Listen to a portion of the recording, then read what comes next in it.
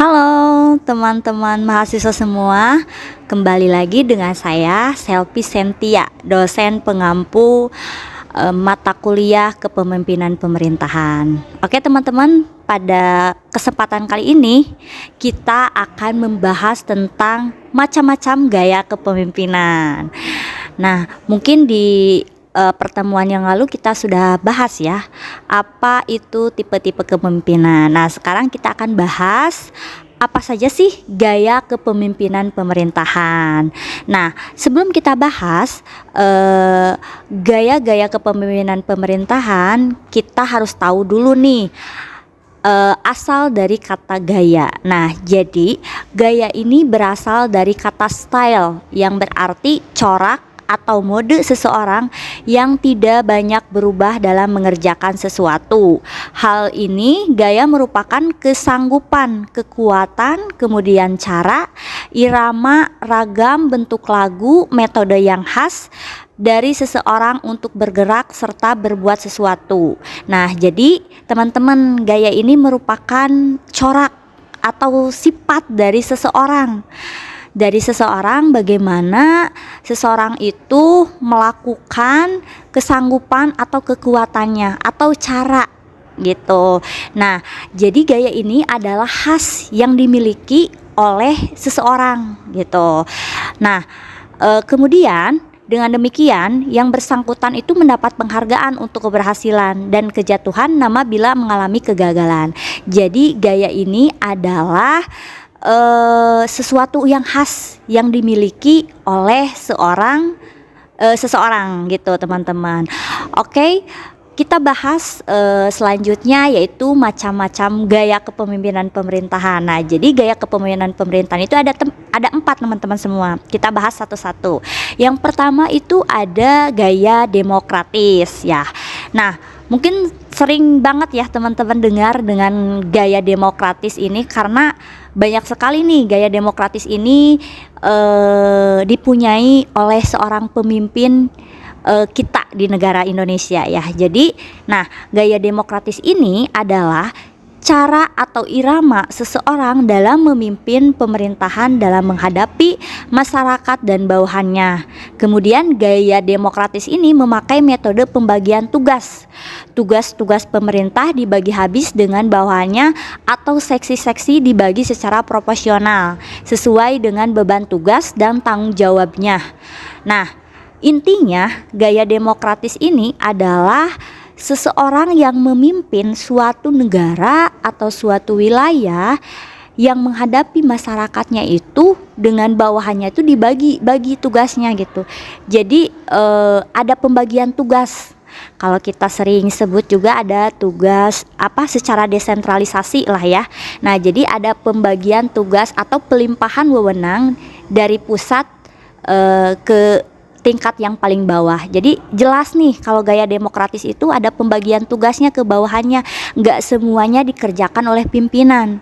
Jelas ada pembagian tugasnya. Kemudian dalam menjalankan ketugasannya ada umpan balik antara atasan dan bawahan, boleh memberikan saran dan masukan. Nah, jadi gaya demokratis ini tadi selain ada pembagian tugas antara pimpinan dan bawahannya, kemudian seorang pimpinan tersebut atau bawahan tersebut juga ada feedback ke atasan gitu. Ada pemberian saran, contoh nih ada seorang pemimpin memberikan instruksi kepada bawahannya, kemudian bawahannya itu nggak setuju dengan apa yang diinstruksikan oleh pimpinannya itu. Nah, dalam gaya demokratis ini seorang pemimpin itu maksudnya mampu di sini itu bisa menerima saran dari bawahannya. Jadi tidak bekerja sendiri atas apa yang dikerjakan pimpinannya itu atas dasar saran dari bawahannya, saran dari anggotanya. Jadi semua keputusan yang diambil oleh seorang pimpinan dalam gaya demokratis itu atas dasar saran dan bawahannya.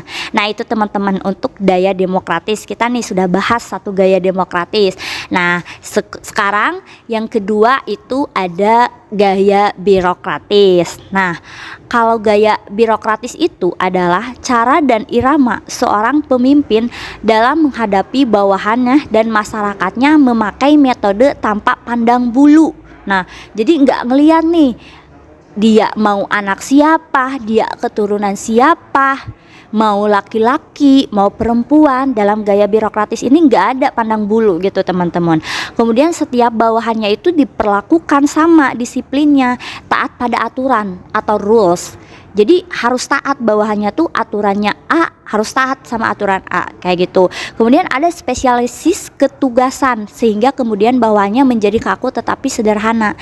Jadi dalam gaya birokratis ini ada tugas yang spesial. Contoh untuk si A, pimpinan tersebut memberikan tugas spesial kepada si A gitu.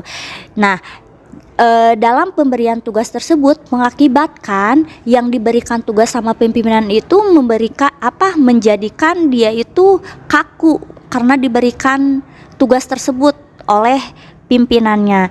Nah, jadi kesimpulannya gaya birokratis ini tidak memandang bulu, artinya tadi mau dia anak siapa, mau dia berasal dari keluarga yang mana, semuanya diberlakukan secara sama oleh pimpinannya dan harus taat pada peraturan. Itu teman-teman. Nah itu gaya birokratis. Kemudian next selanjutnya gaya yang ketiga, gaya kepemimpinan pemerintahan itu adalah gaya kebebasan. Nah gaya kebebasan ini adalah cara dan irama seorang pemimpin dalam menghadapi masyarakat dan bawahannya dengan memakai metode pemberian keleluasaan seluas-luasnya. Wah jadi ini kebalikan nih dari otokratis gitu kan. Tadi kalau kebalikan dari otokratis. Nah kalau gaya kebebasan ini anggota atau bawahannya itu diberikan kebebasan oleh pimpinannya. Dan kemudian metode ini juga biasa dikenal dengan liberalisme. Dengan gaya ini setiap bawahan bebas bersaing dalam strategi ekonomi, politik, hukum, dan administrasi.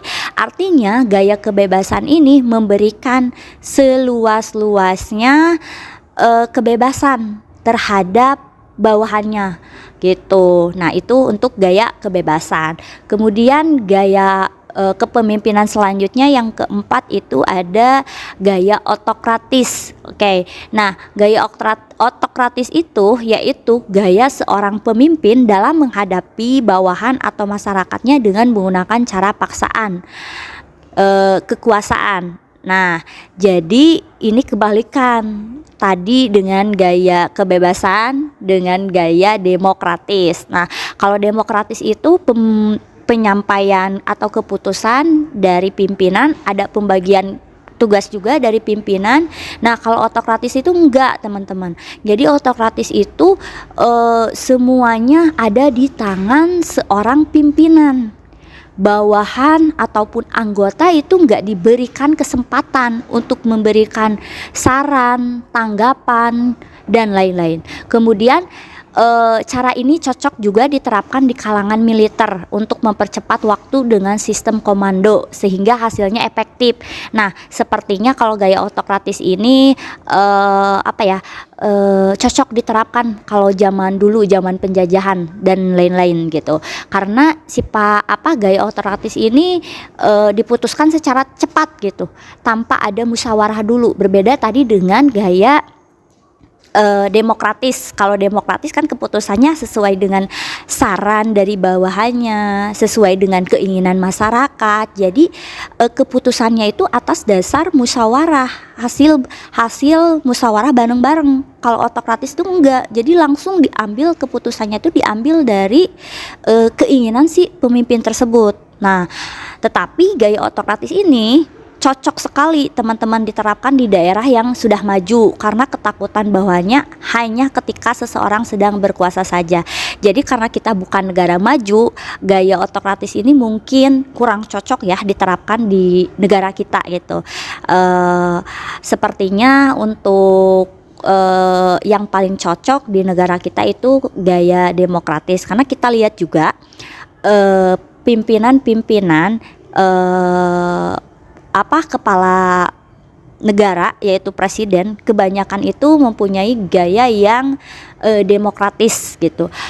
Oke teman-teman, mungkin itu gaya kepemimpinan pemerintahan. Jadi ada 4 tadi, diingat-ingat. Yang pertama itu ada gaya kepemimpinan demokratis, kemudian birokratis, gaya kepemimpinan kebebasan, dan yang terakhir gaya otokratis.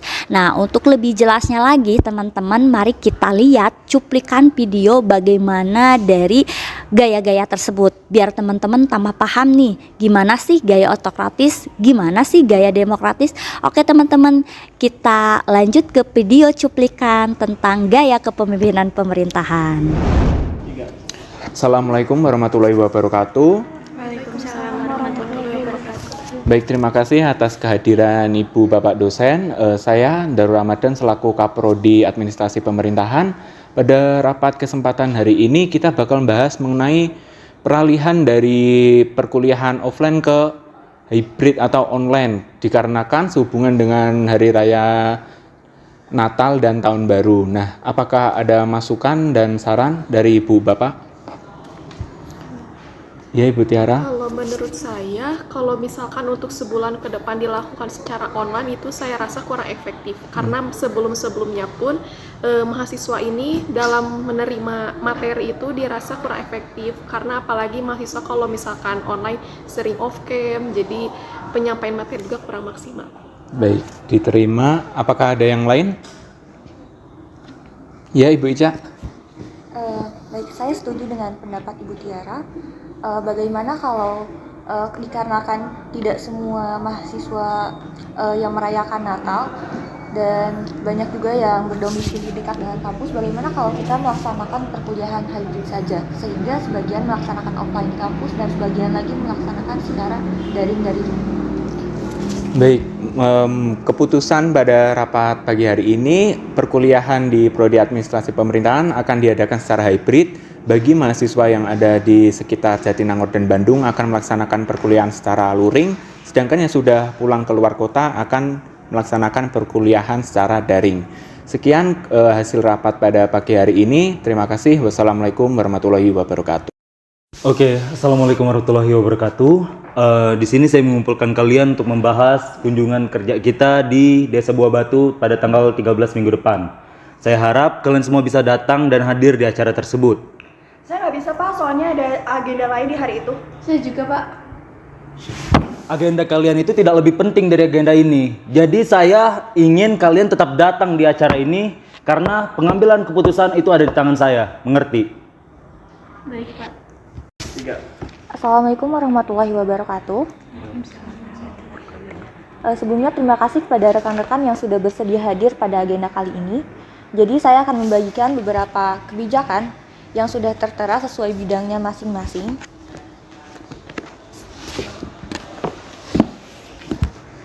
Untuk semuanya harap dibaca dan dipahami untuk terlaksananya agenda kita pada minggu depan. Terima kasih. Assalamualaikum warahmatullahi wabarakatuh. Waalaikumsalam warahmatullahi wabarakatuh. Terima kasih kepada rekan-rekan yang telah hadir dalam rapat kali ini. Jadi di sini saya ingin memberitahukan bahwa kita akan membuat suatu kebijakan. Jadi saya bebaskan kepada rekan-rekan semuanya untuk mencari referensi mengenai kebijakan apapun, bebas. Baik, kepada rekan-rekan silahkan untuk mempresentasikan kebijakannya. Baik, kepada Bapak Syarul dipersilahkan. Saya ingin memberikan kebebasan kepada masyarakat sebebas-bebasnya. Baik, usulan diterima. Silahkan kepada rekan-rekan yang lain, apakah ada yang ingin diusulkan? Silahkan kepada Ibu Ica. Baik, menurut saya untuk bagian bidang ekonomi ya, masyarakat diberikan kebebasan untuk mendapatkan transparansi dari pemerintah supaya tidak ada kesalahpahaman tentang anggaran yang digunakan. Baik, untuk kebijakan-kebijakan ini akan saya terima, dan dengan ini kebebasan akan diberikan sepenuhnya untuk masyarakat.